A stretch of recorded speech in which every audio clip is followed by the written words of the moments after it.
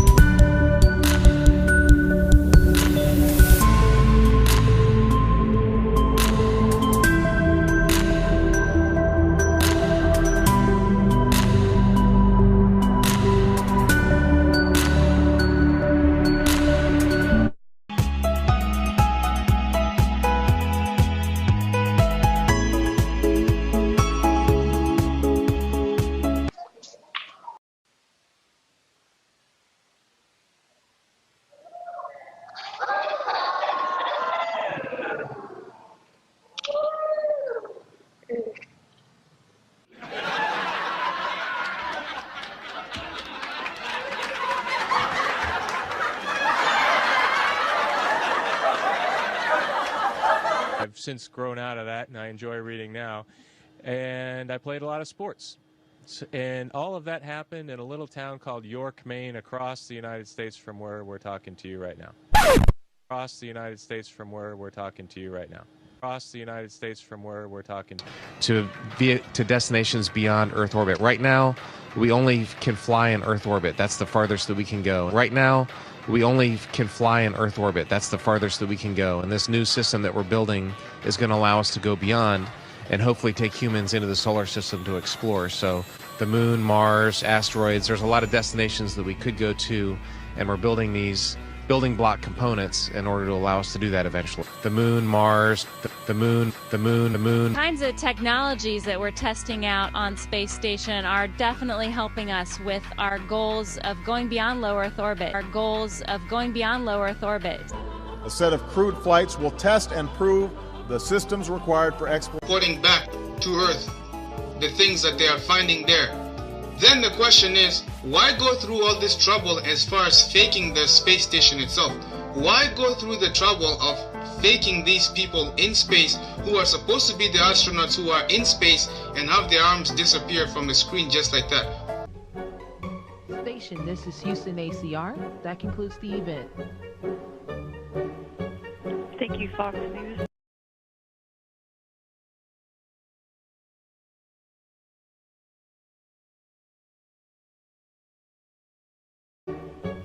Thank you, Fox News. See the hair? I don't know. We're going to have to do something for you. I want to do it. I know. Oh, yeah, I can do that. Watch this. I know. Oh, yeah, I can do that. I know. Oh, yeah, I can do that. I know. Oh, yeah, I can do that. Watch this. Can everybody float around for us? That was really cool, Chris. The things that they are finding there.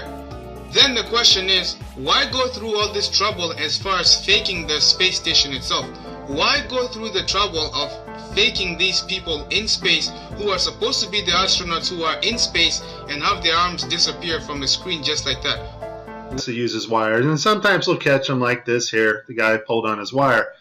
However, some days when you're filming live, things just don't work out, and it becomes so blatantly obvious it's ridiculous. In 3D space, it's virtual reality. They're wearing augmented contact lenses so that they can interact with these 3D objects. Now, why has nobody been to the moon in such a long time? That's not an 8-year-old's question. That's my question. I want to know, but I think I know. Because we didn't go there, and that's the way it happened. And if it didn't happen, it's nice to know why it didn't happen. So in the future, if we want to keep doing something, we need to know why something stopped in the past that we wanted to keep it going. It's an adventure that took place not just in the month of July, but rather one that took place in the last decade. We all here and the people listening in today had the opportunity to share that adventure over its developing and unfolding in the past months and years. It's our privilege today to share with you some of the details of that final month of July that was certainly the highlight for the three of us of that decade. We're going to divert a little bit from the format of past press conferences and talk about the things that interested us most, in particular the things that occurred on and about the moon. We will use a number of films and and slides, which most of you have already seen, and with the intent of pointing out some of the things that we observed on the spot, which may not be obvious to those of you who are looking at them here from the surface of Earth.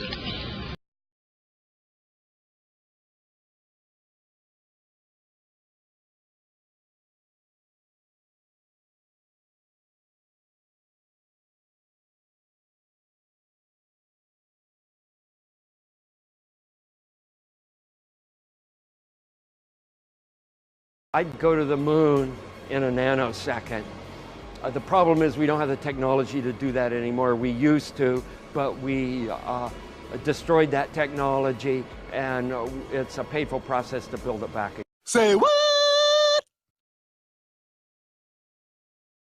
I would never do that. No. Plagiarize something. It's about a movie I made that nobody is aware of, even though they've seen it. Okay. Is that intriguing? Do I have you intrigued? Well, I mean, see if I understand what you said. It's about a movie you made, no one knows you made. Is that what you said? That's right. It's a production. Like, some of you put, like, you didn't put your name on it? Like, at the end, you put, like, a fake name? Oh, no. I made it. Like Alan Smithy, like that That's sort right. of thing? No, I didn't. There was no name put on it. Why? Why would there be no credits? What do you mean? Because there are some things that you just can't put your name on. Okay. I perpetrated a huge fraud, which I am now about to detail. Okay. Involving the United States government and NASA. All right. And I'm sure you've heard the rumors. The moon landing hoax? That's right. That the moon landing was fake. The moon landings all were fake. And I was the person who filmed it. You're serious? And okay. I am serious. I'm dead serious. Because I only have this certain amount of time with you, and I'll talk about whatever you want. You know, this isn't some type of joke or no, it's not film joke. within a film thing. It's not a joke. Nope. Okay.